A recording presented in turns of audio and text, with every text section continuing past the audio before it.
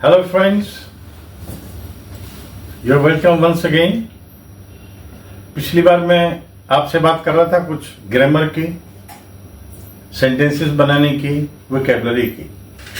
हम काफी दूर तो नहीं लेकिन कुछ दूर आ गए हैं जहां आपको ये समझना है कि सबसे इंपॉर्टेंट चीज है सेंटेंस को बनाना.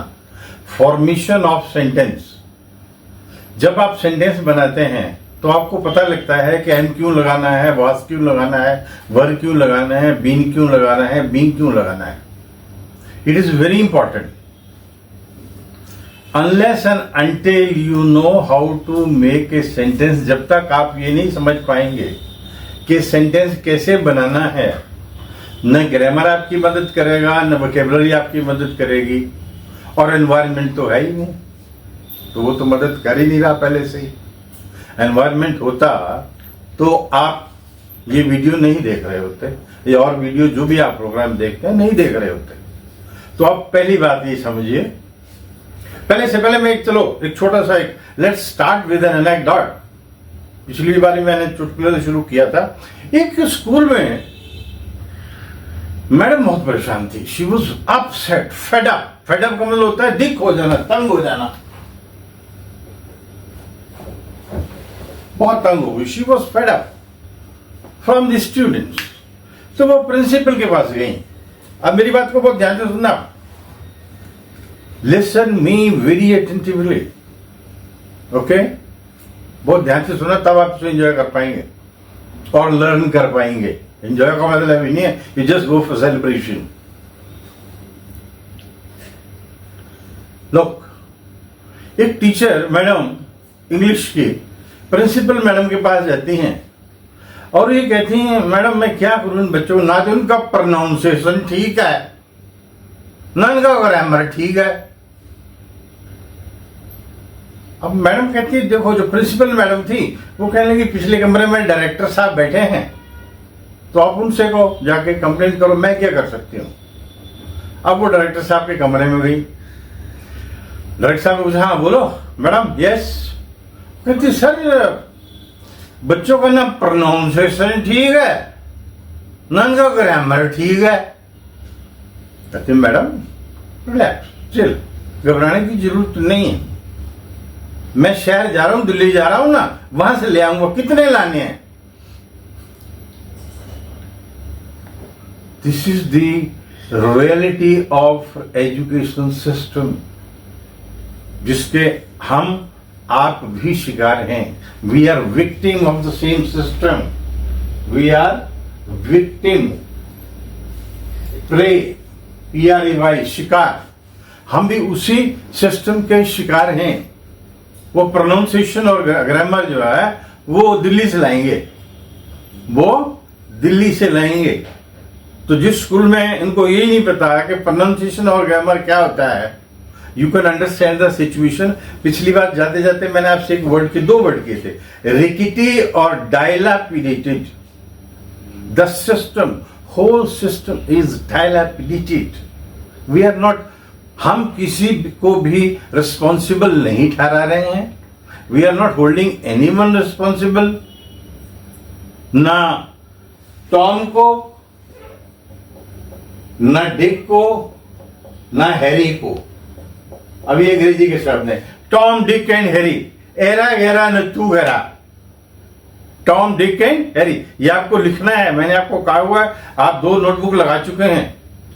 And B punctual and consistent about that.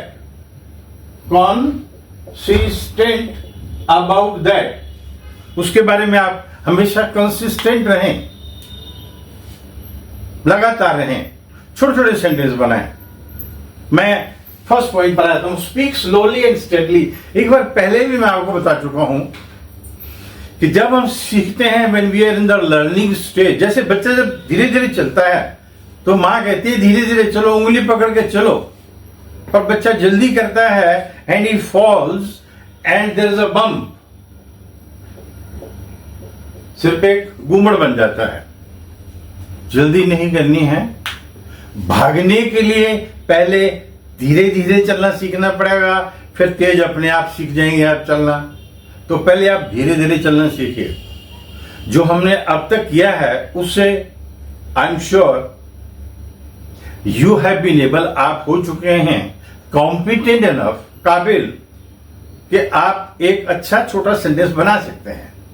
उसको बनाइए, 1 2 4 5 6 10 20 15 जो भी आपने वोकैबुलरी आपके पास है उसको लीजिए, सेंटेंसेस बनाइए और उनको धीरे धीरे बोलिए, रिलैक्स, चिल।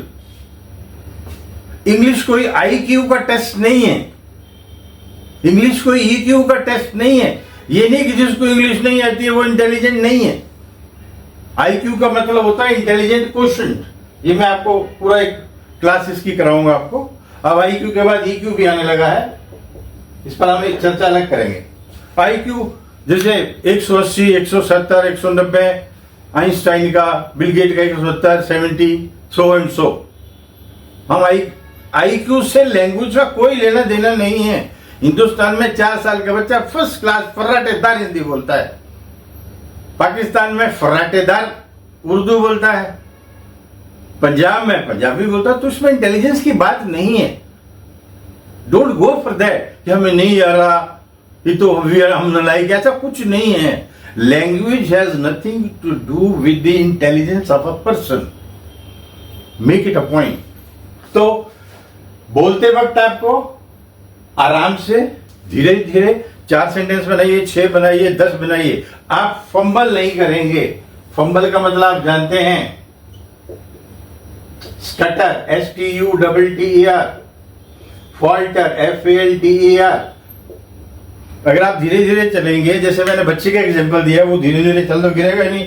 अब मम्मी ने उंगली छोड़ी और वो भागा और सिर फोड़ा अपना। Please don't do that. This haste will not pay. Haste का मतलब होता है जल्दबाजी। Don't be in a haste. और point number 2 is read book of school children. छोटे छोटे बच्चों की पहली, दूसरी, तीसरी क्लास नहीं बोलते हैं, स्टैंडर्ड बोलते हैं।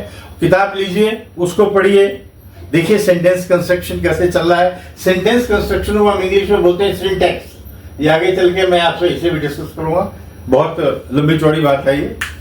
Syntax will discuss about syntax. Sentence की कंस्ट्रक्शन कैसे होती है। I am going, right. Now we come to the next point. Try to think in English gradually, this habit will be developed. धीरे धीरे अंग्रेजी में सोचना शुरू करो, धीरे धीरे, जल्दी नहीं है, धीरे धीरे अंग्रेजी में सोचो। जो आप दिन में काम करते हैं, मैं जा रहा हूं, आई एम गोइंग, पहले चाहे पहले सोचो चाहे बाद में सोचो, उसको अंग्रेजी में सोचना शुरू करो। Listen commentary.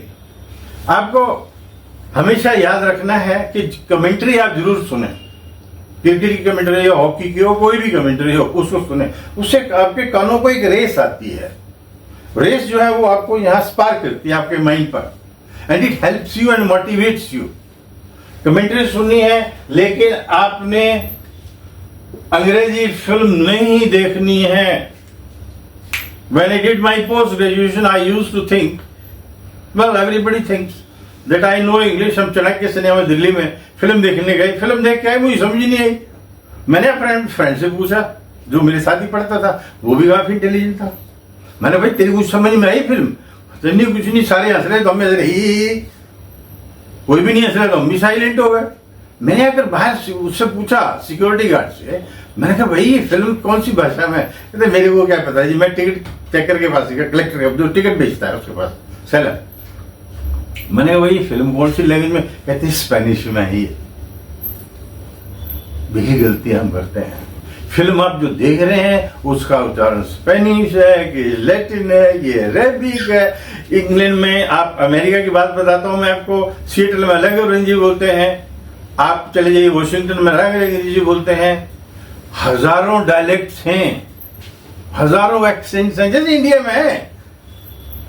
अब कहां जा रहा है? इस भाषा को यूपी में बोलेंगे तो अलग बोलेगा, आप पंजाबी में बोलेंगे तो अलग बोलेगा, हिमाचली में बोलेंगे तो अलग बोलेगा, और उधर आप साउथ में जाओ तो अलग बोलेगा। इस चीज से नहीं घबराना आपको, लेकिन अंग्रेजी फिल्में नहीं देखनी है प्लीज।